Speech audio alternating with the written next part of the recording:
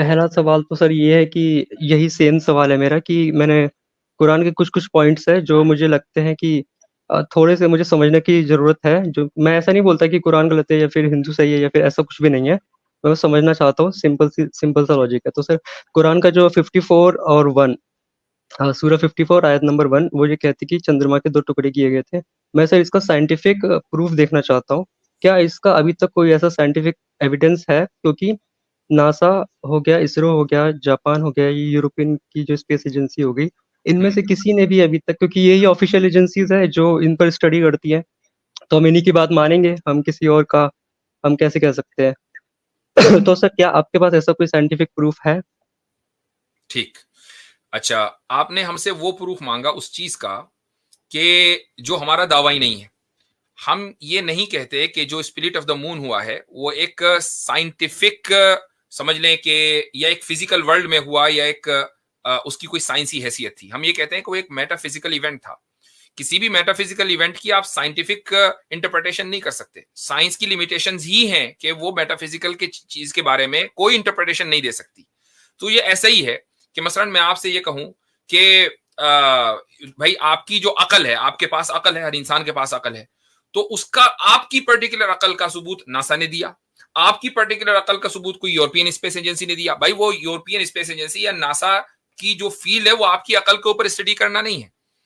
तो ऐसे ही जो नासा और यूरोपियन एजेंसी है उनकी जो फील्ड है वो ये है कि इस दुनिया के अंदर जो साइंटिफिक फिनोमेना है उनकी हम स्टडी करें। और जो मौजिजात होते हैं जिनको मिरेकल्स बोलते हैं वो साइंटिफिक फिनोमेना नहीं होते, बल्कि वो मेटाफिजिकल फिनोमेना होते हैं जो अबव साइंस होते हैं। लिहाजा साइंस उसकी कभी इंटरप्रिटेशन नहीं कर सकती। अगर कोई आदमी ये कहे कि ये रहा साइंटिफिक सबूत, तो हम उसको नहीं मानेंगे। अच्छा सर। मतलब at present we don't have any evidence, यही ना? वी डू हैव एविडेंस, लेकिन आपको एविडेंस डिफाइन करना पड़ेगा कि एविडेंस किसको कहते हैं। एविडेंस की एविडेंस डेफिनेशन क्या है? एविडेंस की डेफिनेशन मतलब यही है, अगर किसी चीज़ पे हम साइंटिफिक स्टडी करें, वो चीज़ प्रूफ मिलते हैं तो या मतलब ये कि एविडेंस आपके नजदीक वही है जो साइंस के है। Yes sir. और यही गलत है। इसी पर बात करते हैं कि क्या अब सर एविडेंस सिर्फ साइंटिफिक होता है? बट सर मैं साइंटिफिक पूछ रहा हूँ ना।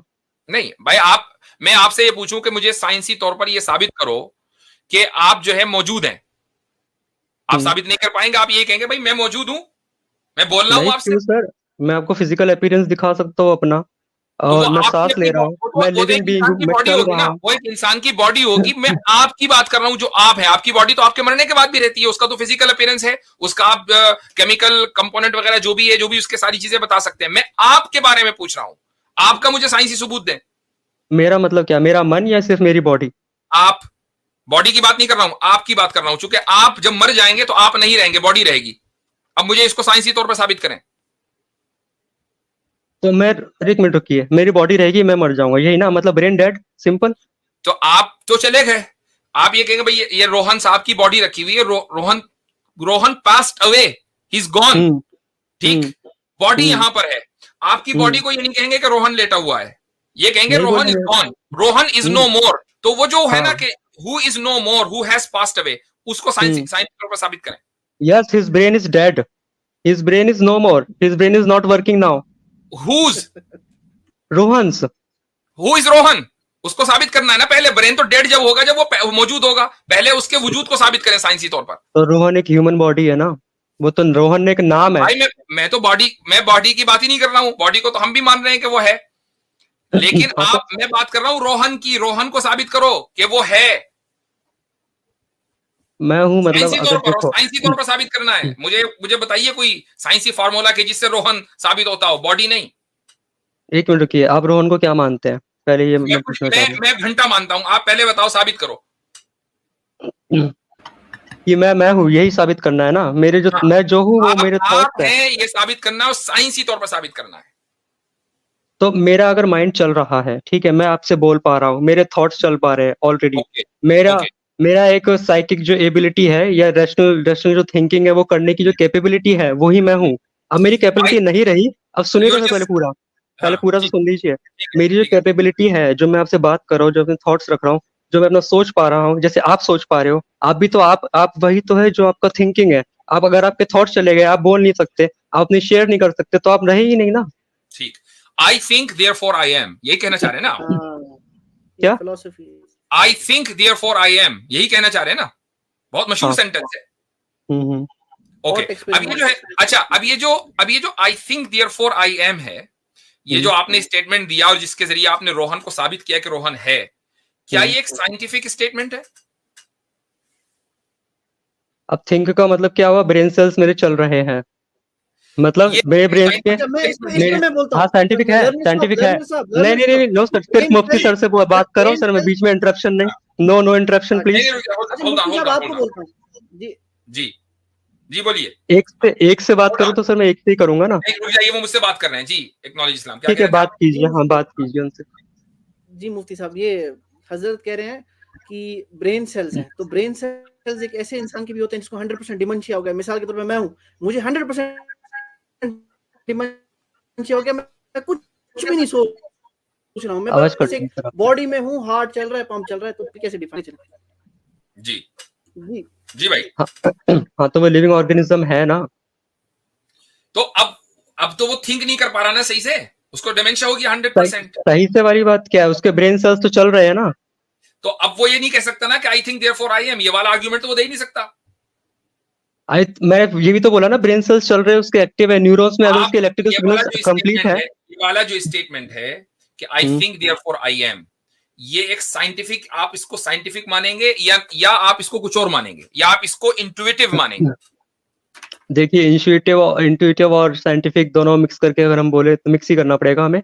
और सर एक चीज और बता रहा हूँ, आई थिंक इंट्यूशन क्या आप कायल हैं? इंट्यूशन को मानते हैं? इंट्यूशन से आप क्या बोलना चाह रहे हैं, एक बार थोड़ा सा आपकी डेफिनेशन में जान लूं। चले मैं उसको मिसाल से समझाता हूँ आपको। आपको भूख लग रही है, सर एक मिनट सर, आपको भूख लग रही है, इसको साइंसी तौर पर साबित करें। साइंस के तौर पर मैं खाने के लिए ढूंढूंगा, मैं छटपटाऊंगा, मेरी बॉडी भैया आप अपने आप को कन्विंस कर रहे हैं कि मैं भूखा हूं, साइंसी तौर से साबित करें। वो तो भूख लगने का रिएक्शन है कि आप खाना ढूंढेंगे, लूटेंगे, जो भी करेंगे, वो साइंस, वो उसका रिएक्शन है भूख लगने का। लेकिन भूख लग रही है, इसको साइंसी तौर पर साबित करें। तो अगर मेरी बॉडी क्रेव कर रही है किसी चीज को, साइंस के तौर पर आप ये कहना चाह रहे हो, मैं ब्रेन जो से एक एग्जांपल देता हूँ, ठीक है, समझ गया। आप कैसे कन्विंस होते हैं कि आपको भूख लग रही है? फौरी तौर पर तो आप लैब नहीं भागते और जाकर अपनी बॉडी का टेस्ट नहीं कराते कि यार ये मुझे भूख लग रही है कि प्यास लग रही है, कुछ और लग रहा है। भूख लग रही है तो भूख लग रही है, समझ गया सर। वैसे सर मैं इसका मतलब ये है इंट्यूशन। इसका मतलब ये हुआ कि आप बहुत सी चीजों को बगैर किसी शक को शुबे के मानते हैं, यकीन करते हैं, बगैर किसी साइंटिफिक प्रोसेस के। नो सर, ये इंट्यूशन नहीं है। अगर आप देखें तो मैं वैसे बायो का स्टूडेंट नहीं हूँ, लेकिन अगर नोटिस करो तो जिसकी बॉडी में ग्लूकोज की कमी होगी, ग्लूकोज लेवल कम होंगे, या कोई सेल्स अगर इस तरह का है, जैसे कि आप अमीबा को देख लो, वो अपने जो फॉल्स फीट लगा के जो खाने की फिराक में जो मूव करता है, जो स्टिमुलस है, स्टिमुलाई के अकॉर्डिंग जो एक्ट करता है, वो खाने के भूख लगना ही तो हुआ।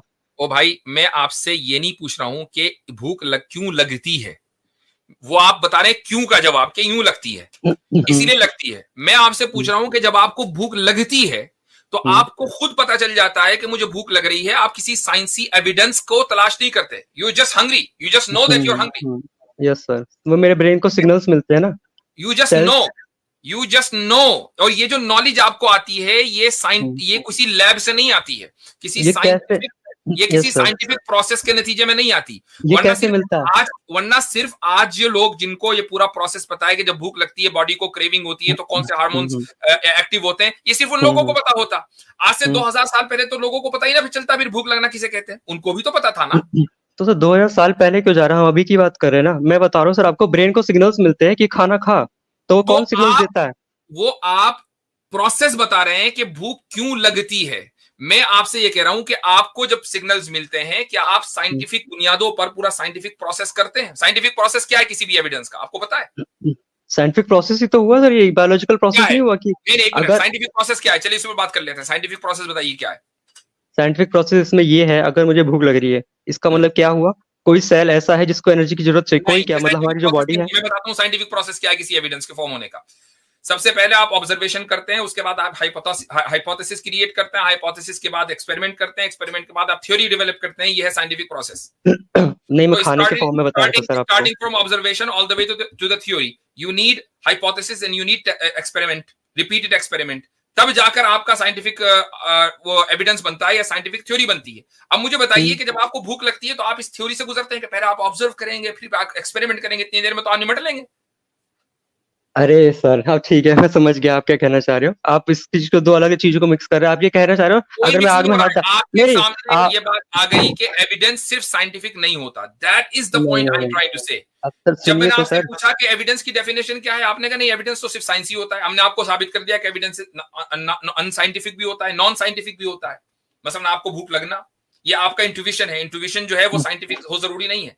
हाँ, हम आपसे उसका प्रोसेस नहीं मालूम कर रहे हैं। प्रोसेस साइंटिफिक हो सकता है, आपकी जो नॉलेज है वो साइंटिफिक हो, ये जरूरी नहीं है। अच्छा, साइंटिफिक होने का मतलब क्या है? ये थोड़ी कि जो दिखता है साइंटिफिक मतलब यही है ना कि आप ये कहना चाह रहे हो इसके पीछे का साइंस क्या है? हम नॉलेज की बात कर रहे हैं ना, क्योंकि सारी बात इसकी है कि नॉलेज हमें है क्या नहीं है, कि स्पिरिट ऑफ द मून हुआ या नहीं, उसकी बात कर रहे हैं। अब नॉलेज कैसे आती है? आपने कहा सिर्फ साइंस की बुनियाद पर आती है। उसको मैंने डिबंक कर दिया कि आप दुनिया में बहुत सी चीजों को पर यकीन करते हैं और बगैर साइंस की मदद के यकीन करते हैं। मसलन भूख लगना, आपका आप होना, आपका अपना वजूद खुद, इस बुनियाद पर आपको मालूम है कि आपने उसका कोई लैब में टेस्ट नहीं किया, आपने अपने हार्मोन्स नहीं देखे, आपने अपना एमआरआई नहीं करवाया पूरी बॉडी का और देखा कि अच्छा ये वाले सेल्स हैं, ये वाले मूव हो रहे हैं, कुछ नहीं। You just know that you exist. तो ये वाली जो नॉलेज है ये बगैर किसी साइंटिफिक थ्योरी के या प्रोसेस के या एक्सपेरिमेंट के या हाइपोथेसिस के या ऑब्जर्वेशन के आई है।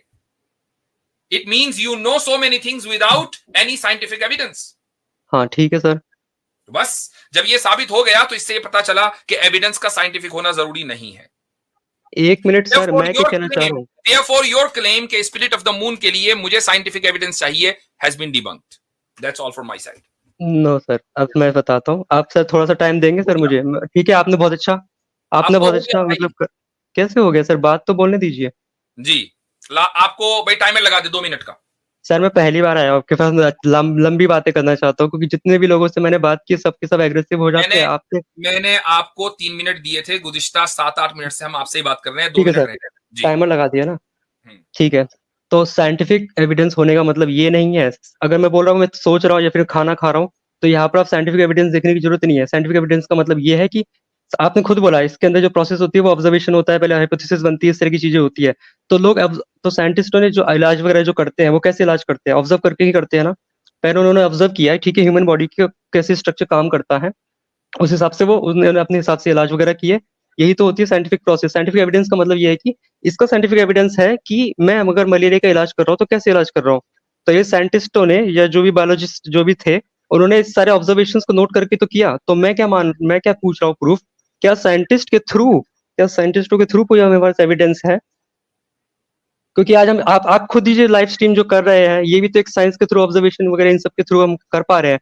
तो ये मैं कहना चाह रहा हूँ कि अगर हम जो चीज आंखों से देख रहे हैं, ठीक है, क्योंकि कुछ टाइम पहले क्या होता था, कभी हम जैसे माना जाता था कि सूरज पृथ्वी का चक्कर काट रही है या पृथ्वी सूरज का चक्कर काट रही है, इसमें कन्फ्लिक्ट था।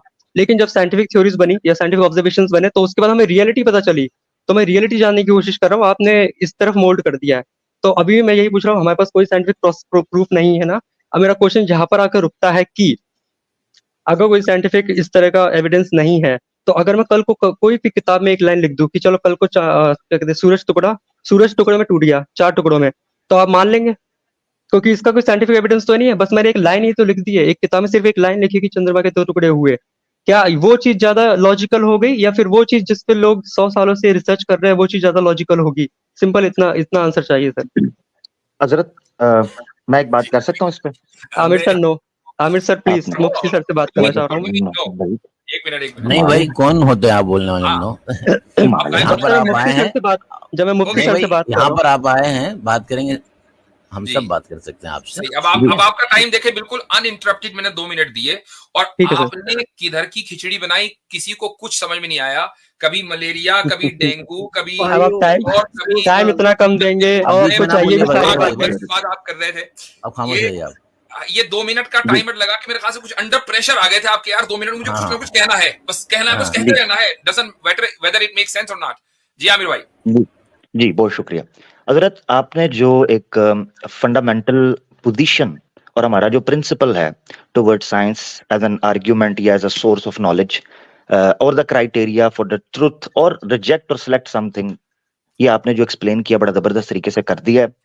अगर उस चीज को समझ जाएंगे, इनको ये चीज मैंने ये सवाल बेसिकली हजरत आपने अक्सर पब्लिक ट्रांसपोर्ट में भी सफर किया होगा दौरे तालिब इल्मी में, तो पब्लिक ट्रांसपोर्ट में आपको कुछ लोग पर्चा पकड़ कर नजर आते हैं कि जी एक किडनी फेल हो गया हुआ है, बच्चे जो हैं वो 5 हैं और खामन जो है वो काम नहीं करता, तो कृपया करके थोड़ा सा दान कर दीजिए। वो हर बस के अंदर सेम उनकी एक स्क्रिप्ट होती है। तो इस तरह हमारे कई दोस्तों की, इनकी बात नहीं कर रहा, मसलन कई दोस्तों की ऐसी आदत होती है कि वो हर जगह पर एक स्क्रिप्ट लेके जाते हैं। इन्होंने भी ये सवाल कोई पता नहीं कितनी दफा ये कर रहे हैं और हर जगह ये जाते हैं। कोई बात नहीं, कोई ऐसा मसला नहीं। आपने जो बात रखी है वो बेस, इनको ये चीज भी मैं बता चुका था कि अगर आप साइंस के इतने दिलदादा हैं, आपको कयामत तक का टाइम है कि आपने जितने बड़े बड़े रिसर्च सेंटर्स, जिनको आप समझते हैं ना कि ये मून की स्टडी के लिए रिसर्च सेंटर्स हैं बड़े बड़े, इवन नासा जो बंदे ने मून के ऊपर जो डॉक्यूमेंट्री उन्होंने रिकॉर्ड करवाई है, जिस बंदे ने स्टडी किया उन श्रिंकिंग को, उन फोल्ड्स को, उस बंदे ने भी ये कहा है कि हमें मून को पढ़ना है अभी और कि मून के अंदर क्या फीचर्स हैं। तो मैं इनको ये चीज कहता हूं, चैलेंज है कि नासा की अभी तक की, अगर ये समझते हैं अभी तक की कोई रिसर्च ये बताए कि ये चीज पॉसिबल ही नहीं है, ये क्लेम दिखाना है आपने कि वो ये कहें कि मून का स्प्लिट होना ये पॉसिबल ही नहीं है। उसकी वजह मैं आपको बता रहा हूं, उसकी वजह यह है कि खुद उनको पता है कि स्टार्स की जो फॉर्मेशन होती है वो स्प्लिट जो और वापस उनका श्रिंक होना, ये जो है ना ऑन गोइंग एक प्रोसेस है स्टार की फॉर्मेशन। तो ये जो गैलेक्सी सारी खड़ी हुई है ये इसी प्रोसेस के थ्रू हुई है। तो ये मैंने इनको चैलेंज किया था, इन्होंने अभी तक उसका कोई ऑफिशियल रेफरेंस नहीं दिया। ये तो हो गई एक बात आपकी बात है जो आप कर चुके। अब मेरा सवाल है लर्नर भाई, आप मुझे सुन पा रहे हैं? जी सुन रहे हैं, वो सुन रहे हैं, सुन रहे हैं, ठीक है, वो बात अलग है। हाँ ठीक है, मैं इनके सामने बात करते, हाँ ठीक है, हाँ आप सुन रहे हैं मेरा भाई ना? yes, मैं आपसे एक सवाल पूछना चाहता हूँ, ठीक है? yes, आप सनातन धर्म से ताल्लुक रखते हैं ना अभी तक? तो यस सर। ठीक है, कोई आपके पास एविडेंस है कि पहाड़ आसमान में उड़ते हैं और उनके पर हुआ करते थे, पंख होते थे? नहीं है एविडेंस। एविडेंस नहीं है। वाल्मीकि रामायण में लिखा हुआ है सुंदरकांड के अंदर। नो बैसाखी सर, बैसाखी नहीं। बैसाखी लो, ये कहाँ किसने रूल बनाया है? मुसलमान तो बैसाखी यूज करता है। जब मैंने आपसे पूछा तो आपने उसका जवाब दिया कि चंद्रमा के दो हिस्से थे। सुने मेरा सवाल चेंज हो गया है। चंद्रमा के ऊपर मनुष्य भी अभी तक नहीं मिला, वो मैंने सवाल नहीं आपसे पूछा। मैं तो आपसे एज अ सनातनी, वाल्मीकि रामायण में ऋषि वाल्मीकि लिखते हैं सुंदरकांड के अंदर सर्ग 1 के अंदर के उन्होंने स्पेशल युग एक कि जो तृतीया युग है, जिसको कृता युग भी बोलते हैं, तो तृतीया युग के अंदर जो पहाड़ हैं, ठीक है, पर्वत हैं, इनके पंख हुआ करते थे और ये सारे के सारे उड़ा करते थे, कभी दाएं जाते थे कभी बाएं जाते थे। तो देवी देवताओं को यह भय हुआ कि न जाने कब ये पहाड़ ये पर्वत नीचे गिर जाएंगे और हानि हो सकती है। उन्होंने उनके पंख काट दिए क्रोध में आकर। है कोई साइंटिफिक प्रूफ देना है कोई एक? बेटा हम फार्मूला सेट भी तो करेंगे ना साथ। आप समझ रहे हैं कि यहाँ एक वन साइडेड बात चलेगी नहीं? कहते हैं जी बैसाखी, और हम पर तो पहले इल्जाम है कि बैसाखी यूज करते हैं, आप पर नहीं है। मैंने नहीं किया सर आप पे इल्जाम, मैंने आप पर इल्जाम नहीं लगाया कोई भी। आपने नहीं किया। अगर सारे मतलब जैसे मैं नहीं बोल रहा ना, नहीं किया गया, लेकिन इल्जाम नकल जरूर किया है। ये लफ्ज आपका नहीं है, ये लफ्ज आपका नहीं है, ये तो इस्लामोफोब बोला ना, जो मुर्तद हैं उनके चैनलों पर यही लफ्ज तो बोला जाता है।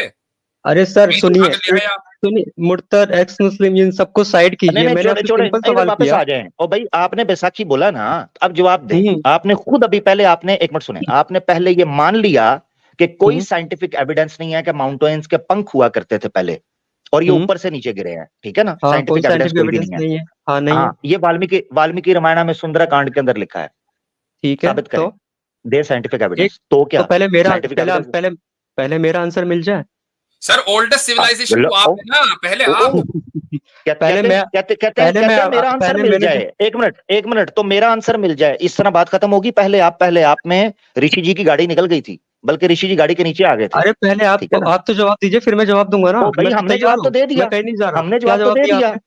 इतनी हमने दे दिया तफसील दिया जवाब, आपको इतनी पसंद तफसील से आपको जवाब दे पसंद दिया। आया नहीं आया, आप कुछ तो बोलिए, आप तो जवाब ही नहीं दे रहे, आप तो भाग मैं गए हैं बोलना जवाब देने चाह से भी। मैं बोलना चाह रहा हूँ, आपने वो बैसाखी के थ्रू वो दूसरा टॉपिक छेड़ दिया। नहीं देखें, बहुत अच्छा। स्पिरिट ऑफ द मून, नहीं दूसरा नहीं, स्पिरिट ऑफ द मून पर हमारी तरफ से भी जवाब आ गया, आमिर भाई ने भी जवाब दे दिया। अब ठीक मैं है, बोलूं दो सर, जवाब अब आ मैं गए। बोल आपको अब मैं बोलूं आपको सर, पसंद आ रहा नहीं आ रहा कोई मसला नहीं है, डजंट ठीक है मैटर। सर, आपकी 2 मिनट पसंद, दे आपका दीजिए। पसंदीदा जवाब नहीं, 2 मिनट ठीक तो है मैं दे सर। चुका। अब ये जो आमिर भाई ने आपसे सवाल किया है कि उसका कोई साइंटिफिक सबूत नहीं है, उसका साइंटिफिक सबूत करें या उसको डिनाउंस कर दीजिए, चूंकि आपके नजदीक दो साइंटिफिक प्रूफ ही साइंटिफिक चलिए प्रूफ सर, है। 2 मिनट नहीं सर, 1 मिनट में बस इतना बोलना चाह रहा हूँ कि वो मून अब वाली इसी बात पर खत्म बात हो जाए। होगी, मैं यहीं अब पर हूँ, इसी पर बात मैं यहीं पर ही बात करूंगा सर, मैं इसी पर ही बात करूंगा। आप जो बोले पंख काट दिए, मैं उस पर बात करूंगा, मैं कहीं नहीं जा रहा। उसी पर कर लें, पहले उसी पे कर उसी पे ही कर ले, उस पे आप 1 घंटा कर ले, कोई दिक्कत नहीं है मुझे, लें। लेकिन अभी कर कम से लीजिए, कम 1 मिनट कर एक लीजिए।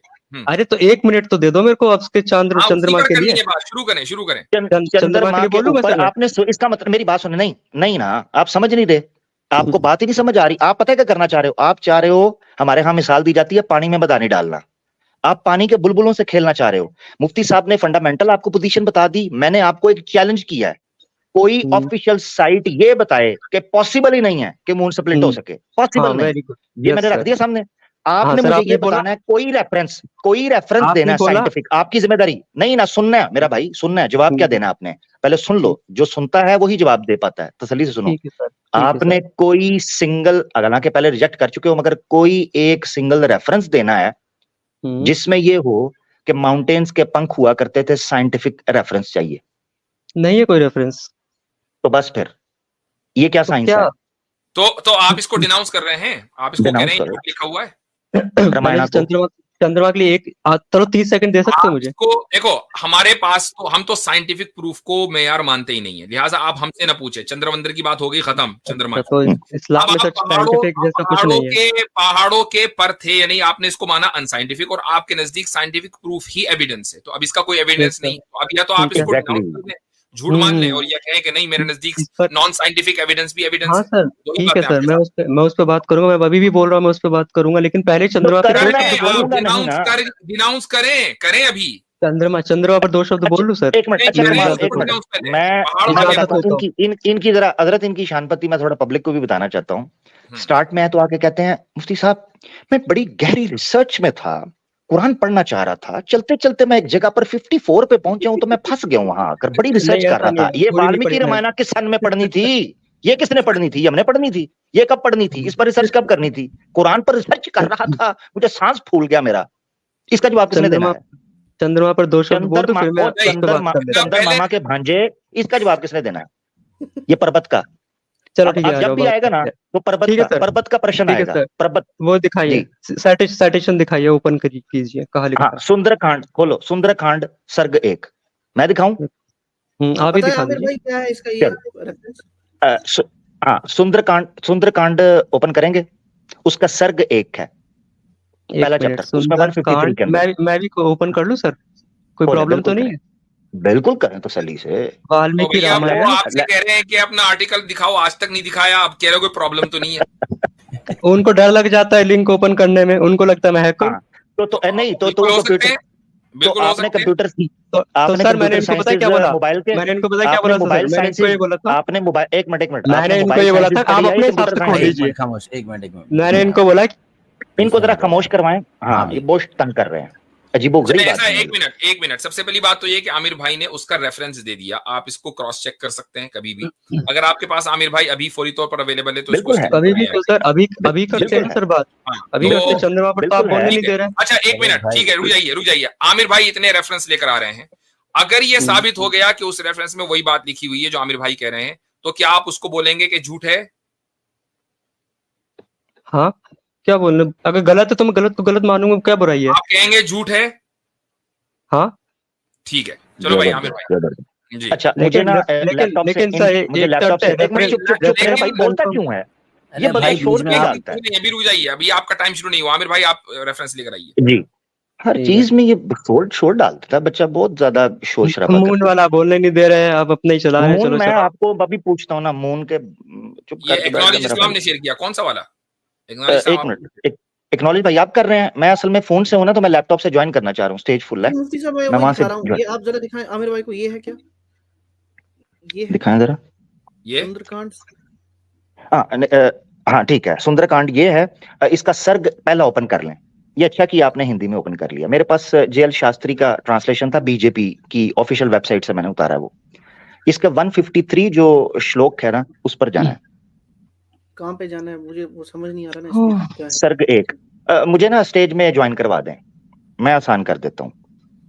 मेरे पास जेएल शास्त्री साहब की जो कि खुद हिंदू हैं। ठीक है, मैं जो लास्ट कॉलर है मैं उनको हटा रहा हूँ जी। आप आइए इस साइड। अच्छा जी, तो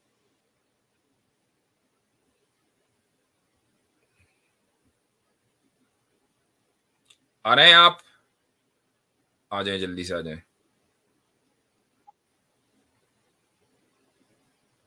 आ गए शायद। जी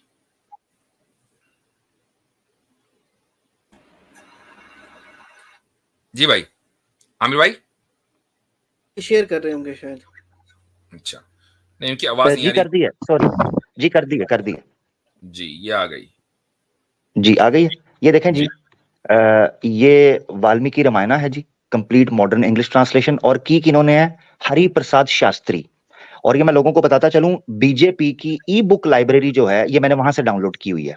ठीक है, वहां से, यहां से आपको ये मैं दिखा देता हूं। यहां से कहां से ओपन होगा जी? ये सुंदरकांड, ठीक है जी, ये सुंदरकांड आपको नजर आ रहा होगा। इसको मैं ओपन कर रहा हूं, ठीक है जी। और इसका पहला सर्ग, डिपार्चर ऑफ हनुमान। यहां पर हम आगे बढ़ेंगे तो 153 सेंटेंस ये बनता है, अगर आप श्लोक वाइज सेंटेंस वाइज चल रहे हैं। ठीक है, तो ये आगे चलते चलते बात चल रही है हनुमान जी के सफर के हवाले से। और एक मिनट, यहाँ ये सॉरी, एक मिनट,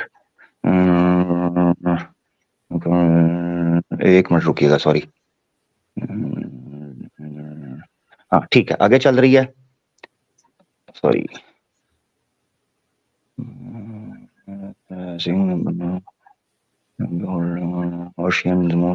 ठीक है, हाँ ये देखें जी, ये सुंदरकांड। और अगर किसी के पास ये वर्जन है तो इसका पेज नंबर 333 नोट कर लें। ठीक है जी, यहां से मैं रीड करने लगा हूं, और ये इंफॉर्मेशन ऋषि साहब दे रहे हैं आपको। ये क्या बताते हैं, एक मिनट ये ले लेते हैं।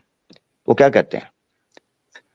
तो हेरकन there is a further reason for this. अब हनुमान जी ने जो पूरे का पूरा पहाड़ उखाड़ के ले गया था, अभी तो उसका साइंटिफिक एविडेंस नहीं पूछा, मगर चूंकि साइंस ने माउंटेन्स फॉर्मेशन के ऊपर गुफ्तगू कर ली है और क्रिस्टल क्लियर बता दिया है कि पृथ्वी के ऊपर माउंटेन्स कैसे फॉर्म होते हैं, 3 से 4 तरह से, तो इसीलिए इस टॉपिक को मैंने लिया है कि ये आप बता दें जो साइंस ने रिसर्च कर ली हुई है। In olden times, dear child, sorry रुक जा, डियर चाइल्ड, द माउंटेन्स, पर्वत जो हैं, एंडोर्ड विद विंग्स, ये देखें जी, उनके पंख हुआ करते थे। बिगेन टू रेंज, वो चलते थे, the 4 quarters with the speed, चारों ओर, north east west and south, चारों ओर घूमते थे ऊपर पर्वत में। पर्वत जो हैं वो घूमते थे आकाश में, with the speed of Garuda, Garuda की स्पीड से, एंड जर्निंग दस, और इस तरह सफर किया करते थे। द कंपनीज ऑफ सेलेस्टियल्स, दूसरी जिस तरह घूमते हैं, ascetics and other beings trembled with fear, दूसरी चीजों के ऊपर से घुमा करते थे, तो खौफ से other beings trembled with fear, लोग डरते थे, lest they should fall, तो ये कहीं गिर ना जाएं, then highly enraged, बड़े क्रोध में आके, the god of 1000 eyes, जिसको इंद्रा बोला जाता है, the performer of 100 sacrifices, severed the wings of those hundreds and thousands of mountains with his thunderbolt। ये जी ग्रीक थॉर, ये इंडियन थॉर थे, इंदिरा जी।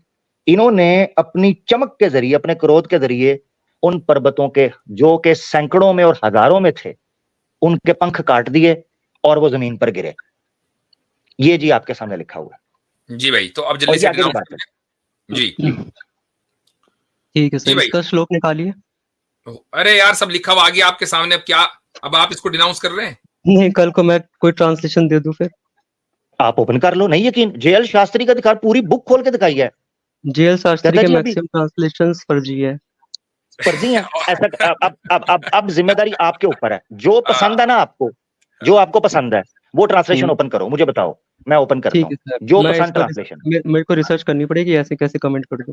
हाँ देखो एक बात, अच्छा अभी तो झूठा, ये देखा हजरत, लेकिन फिर जब मैं हम आपके आपसे लिए कहेंगे कि रुकिए अभी रुकिए आप रुकिए खोलकर मैं दिखाओ, आपसे बोलूं, अभी रुकिए मैं आप आपसे किताब बोलूं, खोलकर दिखाओ, तो मैं आप ये बोल कहेंगे कि मेरे पास लैपटॉप नहीं है, तो फिर मसला फिर मुझे वही शुरू हो जाता है जहां से मुझे बात बोलने शुरू हुई थी, लैपटॉप मुझे किधर है। बोलने देंगे सर थोड़ा सा, भाई मैं देखो, बोल लूं इसके बोलने के ऊपर। लिए आपको बहुत वक्त दिया था, मैं आपसे एक्सपेक्ट कर रहा था कि आप इंसाफ के साथ, हक के साथ, रैशनैलिटी के देखिए साथ सर, खड़े हैं, और वाकई हाँ आप लर्नर हैं।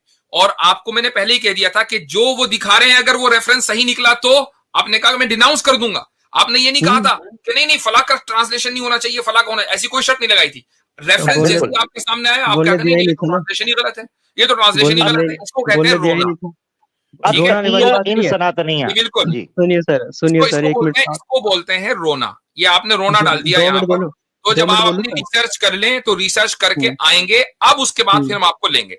लेकिन यहीं ठीक से है बात सर, शुरू होगी, या तो मेरे चैनल पर ठीक है आएंगे सर, या आमिर भाई के चैनल पर, यहीं से ठीक है बात सर, शुरू होगी और ठीक आप है इसका सर, रेफरेंस देंगे। और नहीं ले, और अगर नहीं आएंगे तो हम ये मान के चल रहे हैं डिफॉल्ट पोजीशन आपकी है कि ये झूठ लिखा हुआ है। हमारी तो ठीक है पोजीशन सर, यही है, यस सर, आपकी यस भी सर, पोजीशन, डिफॉल्ट पोजीशन यही है कि ठीक है किताबें सर, हाँ सारी ठीक है झूठी सर, हैं। ठीक है सर। अब मैं कंक्लूडिंग लाइन्स अब कंक्लूडिंग आपकी लाइन्स इज्जत बोलने इसी में दीजिए है, अब आपकी इज्जत बस इसी सर। में है कि कंप्यूटर का ये टोकना अरेंजमेंट करें। क्यों है आपकी जी? इज्जत हजरत इसी बोले में है कि अपने कंप्यूटर का अरेंजमेंट करें और नेक्स्ट टाइम कंप्यूटर पर ही आए। ठीक है, चलें जी, शुक्रिया बहुत बहुत।